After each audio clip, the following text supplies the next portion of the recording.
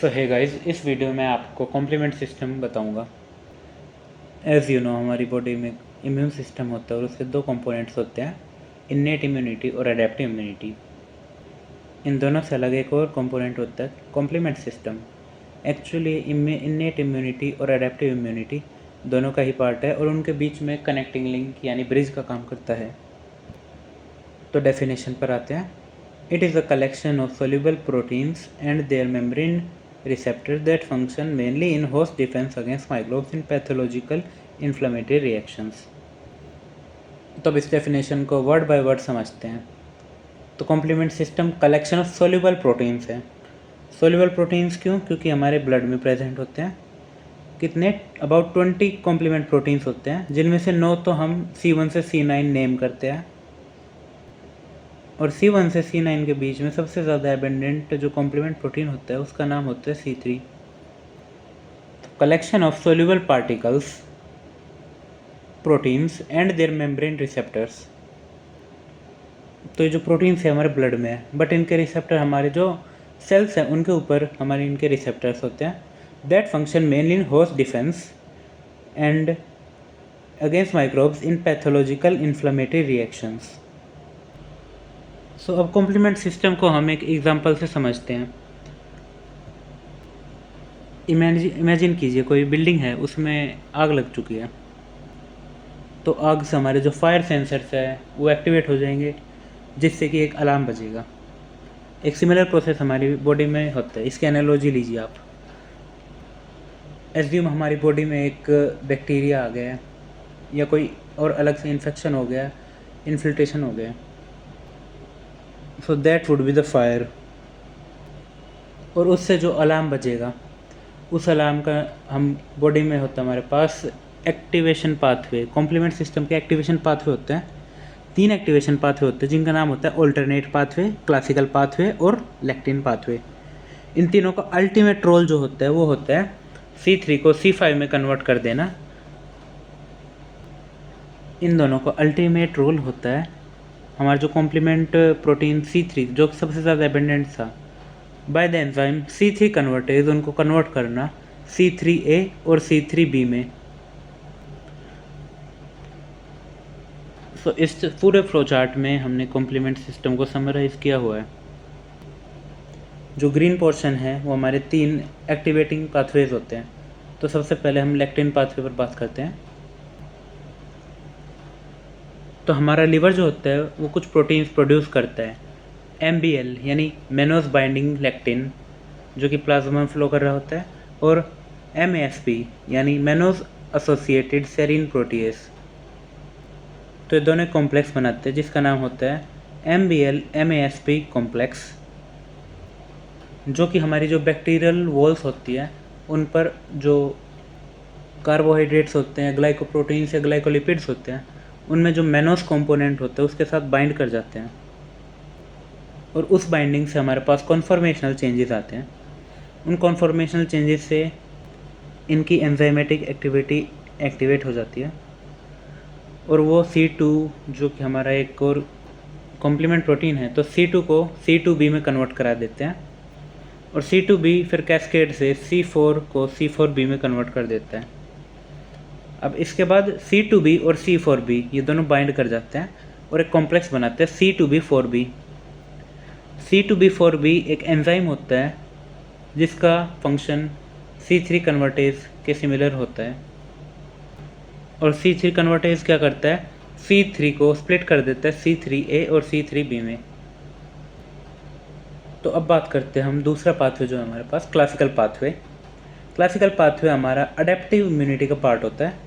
क्यों? क्योंकि antigen antibody complex को इन्वॉल्व करता है। तो एज्यूम कीजिए हमारा एक माइक्रोब आया, उसके ऊपर एंटीजन था, तो हमारी एंटीबॉडी उससे बाइंड हो चुकी है। अभी हमारी फेवरेबल एंटीबॉडीज़ IgM या IgG होती हैं क्लासिकल पाथवे के लिए। सो हमारा जो एंटीजन एंटीबॉडी कॉम्प्लेक्स है, इसी को हम इम्यून कॉम्प्लेक्स भी बोलते हैं, ये C1 प्रोटीन से बाइंड कर जाता है। जो C1 प्रोटीन होता है उसको बाइंड करने के लिए 2 FC पोर्शन चाहिए होते हैं। FC पोर्शन क्या था? अगर आपने एंटीबॉडी का स्ट्रक्चर पढ़ा होगा तो उसमें एक एफसी पोर्शन आया था, तो 2 एफसी पोर्शन चाहिए, तो उसके लिए हमारे पास आईजीएम बेस्ट होता है एंटीबॉडी। आईजीएम बिकॉज जो आईजीएम एंटीबॉडी है उसके पास 5 सब यूनिट्स हैं, तो 2 एफसी पोर्शन को नियर बाय लाना ईजियर हो जाता है। सो जो C1 हमारा प्रोटीन है वो फिर कैस्केड शुरू करा देता है, C2 को C2b में कन्वर्ट करा देता है और C2a में भी, C2 को C2b और C2a में स्प्लिट करा देता है। इसके अलावा C4 को C4a और C4b में स्प्लिट करा देता है। अब C2a और C4b ये दोनों एक साथ एक अपना कॉम्प्लेक्स बनाते हैं जिसको बोलते हैं C4b2a कॉम्प्लेक्स, और अगेन ये C3 कन्वर्टेज एक्टिविटी रखता है अपने पास, जो हमारा C3 को C3a और C3b में स्प्लिट करा देगा, जो कि हमारे एक्टिवेटिंग पाथवे का फंक्शन भी था। तो हमारे तीसरे पाथवे ऑल्टरनेट पाथवे के बारे में बात करते हैं। ऑल्टरनेट पाथवे अनलाइक जो हमारे जो पहले 2 पाथवे थे, इसको ना तो एंटीबॉडी चाहिए या कोई और एक्सटर्नल प्रोटीन चाहिए। तो होता क्या है, हमारा जो C3 है वो स्पॉन्टेनियसली C3a और C3b में ब्रेक डाउन हो रहा होता है, बट जो C3b है वो अनस्टेबल होता है और रैपिडली डिस्ट्रक्ट हो जाता है विद इन सेकेंड्स। नॉर्मली तो वो डिस्ट्रॉय हो रहा था, बट अगर हमारे पास माइक्रोब्स आ जाएं, माइक्रोबियल सेल वॉल्स पर हमारे पास जो फंक्शनल ग्रुप्स होते हैं वो रिच होते हैं अमोनिया और हाइड्रोक्सी ग्रुप्स में। और जो पेक्यूलर थिंग्स है हमारे पास अमोनिया और हाइड्रोक्साइड ग्रुप्स के बारे में, ये है कि C3b को स्टेबलाइज कर देते हैं और उसका ब्रेकडाउन रिड्यूस करा देते हैं। जो हमारा C3 है इसके बारे में एक स्पेशल चीज़ और होती है कि ये सेल्फ रेप्लिकेटिंग होता है, सेल्फ एम्पलीफाइंग होगा, और ये एक एग्जांपल है पॉजिटिव फीडबैक लूप का। तो सेल्फ एम्पलीफिकेशन लूप को डिस्कस करते हैं। हमारे पास C3b जो प्रोड्यूस हुआ था C3 से, उसके साथ एक और कॉम्प्लीमेंट प्रोटीन B बाइंड कर जाता है, और in the presence of complement protein D जो कि इन दोनों को ज्वाइन करा देता है, हमारा एक कॉम्प्लेक्स बनता है C3bbb कॉम्प्लेक्स। अगेन इसका फंक्शन क्या है, C3 कन्वर्टेज का। तो जो कि फिर से C3 आया उसको C3b और C3a में कन्वर्ट करा देगा, and that will again lead to a loop, and that again and again the cycle continues, and within 2 or 3 minutes we will be left with millions of C3b molecules. So in the end of all these activating pathways, what we got is 2 things, C3a and C3b. Before continuing further, हमारा जो complement system है इसके majorly 3 functions होते हैं, that is inflammation, opsonization और cell lysis. So first of all let us discuss the function of C3b. C3b का हमारे पास majorly 2 functions होते हैं। सबसे पहला ये हमारा जो N ऑप्सोनिन होता है उसको एक्टिवेट करा देता है। ऑप्सोनिन्स क्या होते हैं, हमारे पास कुछ मॉलिक्यूल्स होते हैं जो कि हमारा जो पैथोजन है उसकी वॉल पर अटैच हो जाते हैं, और फेगोसाइटोसिस फॉर एग्जांपल मैक्रोफेज है, उनका फेगोसाइटिक एक्टिविटी को हेल्प कराते हैं।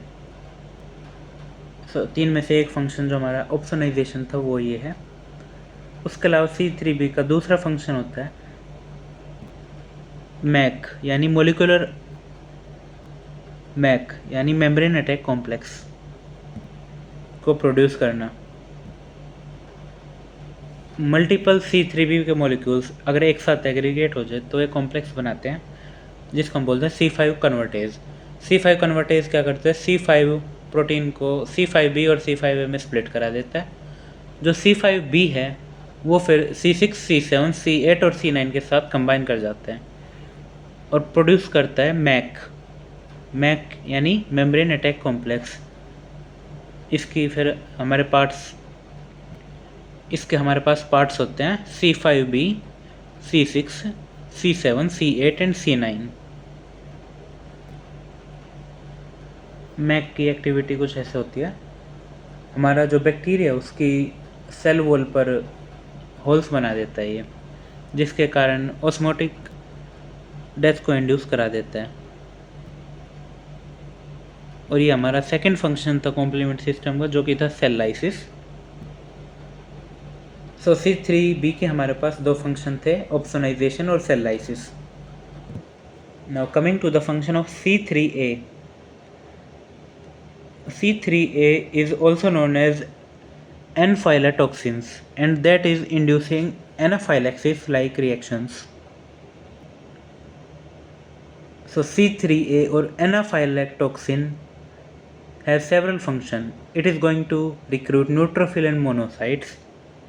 Now what the monocytes are going to do? They are going to release histamine, that is going to do vasodilation and increase the vascular permeability, and also the chemotaxis of neutrophil, and that is going to induce the inflammation. So this was the third function of the complement system, और ये था inflammation. यहाँ पर एक important चीज़ note करने की ये है, जब हमारा C5 कन्वर्टेज C5 को C5b और C5a में स्प्लिट कर रहा था, C5b तो मैक बनाने के लिए यूज़ हो गया, जो C5a था वो इंड्यूस करता है एनाफाइलाटॉक्सिन्स की एक्टिविटी को। So this is the complement system summarized in a chart. You can take the screenshot.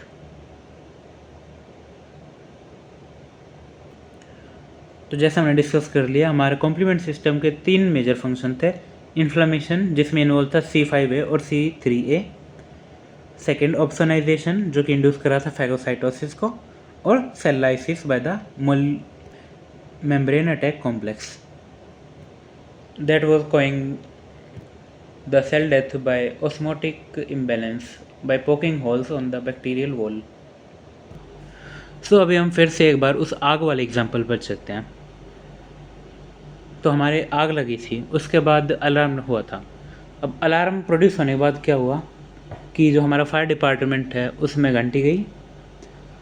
Fire department में अब दो डिपार्टमेंट्स होते हैं हमारे पास, एक रेडियो डिपार्टमेंट और फायर फाइटर्स का department. So the fire fighters क्या होंगे कि हमारी जो साइट ऑफ इन्फेक्शन उधर पहुंच जाएंगे, और जो हमारा रेडियो डिपार्टमेंट है वो उनको हेल्प करेगा। सो इधर रेडियो डिपार्टमेंट हमारा C3 है, जो कि करा रहा है इन्फ्लामेशन। इन्फ्लामेशन हमारी सारी उन चेंजेस को फेवर करेगा जो कि बैक्टीरियल किलिंग को हेल्प करेगी, बट खुद बैक्टीरियल किलिंग में इन्वॉल्व नहीं होगा। ऑन द अदर हैंड हमारे पास C3b है, जो कि फायर फाइटर का काम कर रहा है, जो कि खुद साइट ऑफ एक्शन पर जाकर अपना काम कर रहा है। दो प्रोसेसेस से, ऑप्सोनाइजेशन और cell lysis by membrane attack complex. So that was our complement system. अब हमारा एक और इम्पोर्टेंट टॉपिक है, दैट इज़ द रेगुलेशन और the inhibition of the complement system. तो अब तक आपको आइडिया हो ही गया होगा कॉम्प्लीमेंट सिस्टम कितना पोटेंट है, and it can cause cell death immediately. So how does it prevent the death of the host cells और द सेल्फ सेल्स? उसके लिए हमारे पास इनिबिटर्स होते हैं। एग्जांपल C1 इनिबिटर, जो हमारा C1 प्रोटीन था क्लासिकल पाथवे में 2 Fc फ्रेगमेंट से बाइंड कर रहा था, और the main function of binding to the Fc fragment was that it causes conformational changes and the C1 inhibitor detaches from the C1 protein, and so it can begin its function.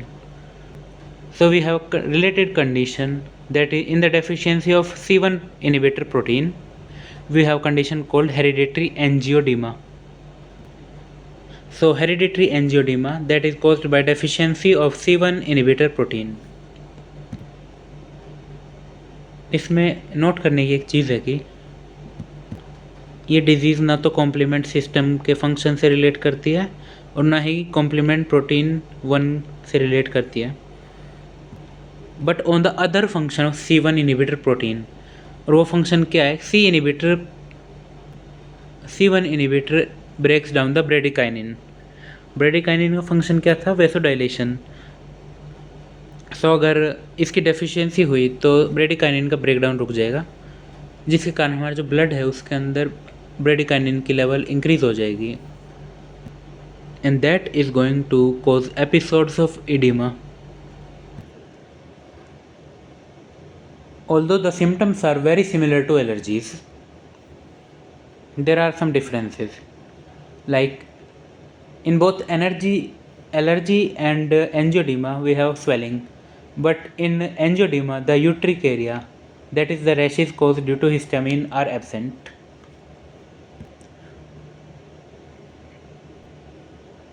Just like allergies, it can cause death due to swelling of the airways that will block the airways and cause death.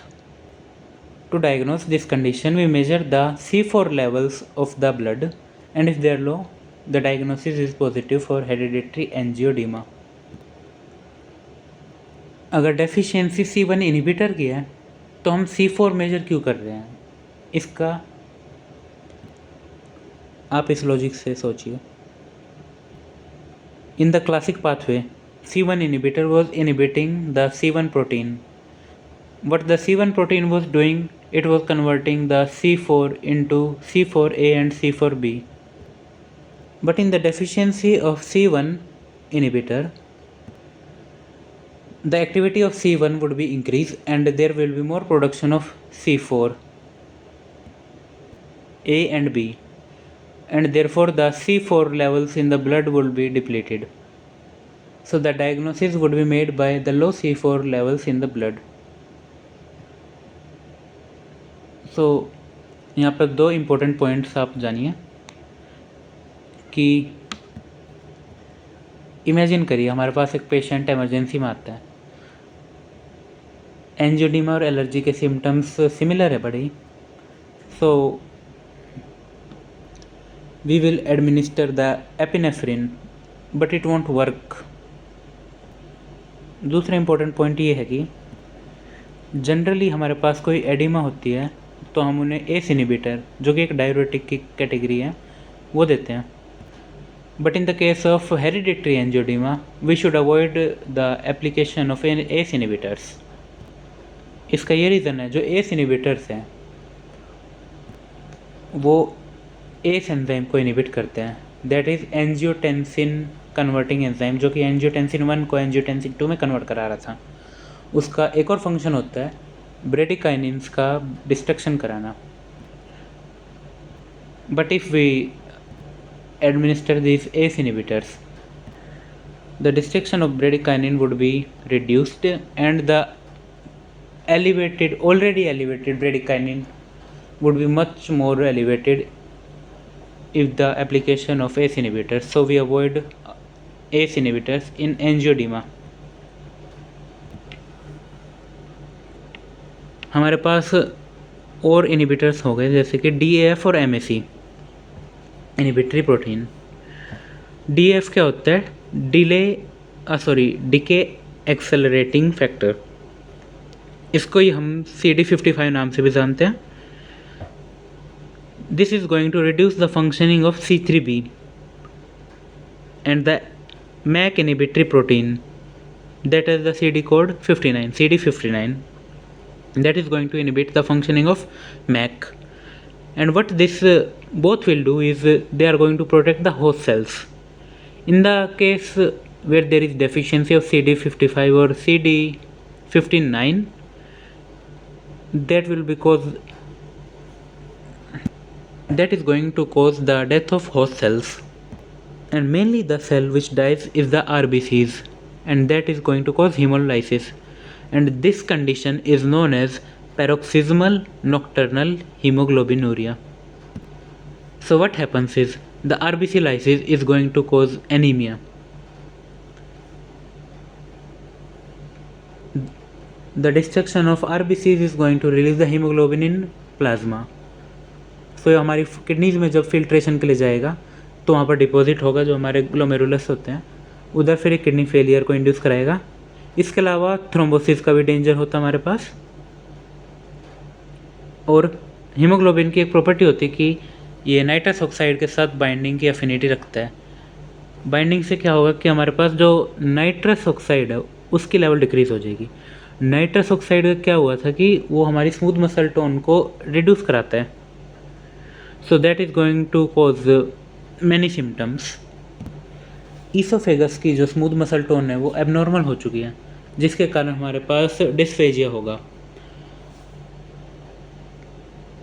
Muscle tone increase होने की वजह से abdomen में spasm आएंगे, जिसकी वजह से abdomen pain होगा। ब्लड वेसल्स के स्मूथ मसल टोन इंक्रीज होने से सस्टेन्ड इरेक्शन हो जाएगा। That is a part of erectile dysfunction. And why this disease is called paroxysmal? It is because we have the episodes of this disease in the night time. So in the night time the patient would be experiencing abdominal pain, sustained erections. And one more thing, the main cause of death in paroxysmal nocturnal hemoglobinuria or the PNH is the cause of death is due to thrombosis. एक important point और है, terminal complement pathway deficiency. जो हमारे terminal यानी and proteins होते हैं complement pathway, that is C5 से C9 complement proteins, अगर इनकी डेफिशिएंसी हो जाए, that is rare but it happens. तो इसमें क्या होगा कि मैक की प्रोडक्शन डिक्रीज़ हो जाएगी। और मैक क्या करा रहा था, एनकैप्सुलेटेड यानी जिन बैक्टीरिया पे वोल्स थी उनको डिस्ट्रॉय करा रहा था। सो मैक की डेफिशिएंसी में हमारे पास जो सबसे कॉमनली इन्फेक्शन के रिस्क इंक्रीज हो जाता, that is निसीरिया meningitis, that causes meningitis.